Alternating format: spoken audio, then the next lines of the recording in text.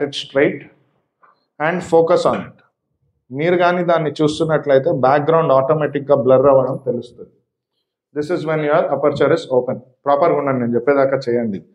Properly if you are saying it, your background is completely blurred. ఎంత దాని ఫింగర్ని ఇంకా కొంచెం ముందుకు జరపండి, బ్యాక్గ్రౌండ్ మరింత బ్లర్ లాగా కనిపిస్తుంది మీకు. Everybody is able to see. నా వాయిస్ని ఫాలో అవ్వండి. And if you are making it smaller, we were doing this small exercise, చేయండి, మజాక్ కాదు. మేము యోగాసనాలు వేపిస్తలేండి నేను మీతో, అంత సీరియస్ చూడకండి. Right hand, all right hands, okay, right hands with left finger front. Focus chesi meer finger ni chuste background is blurred. Now do your finger smaller.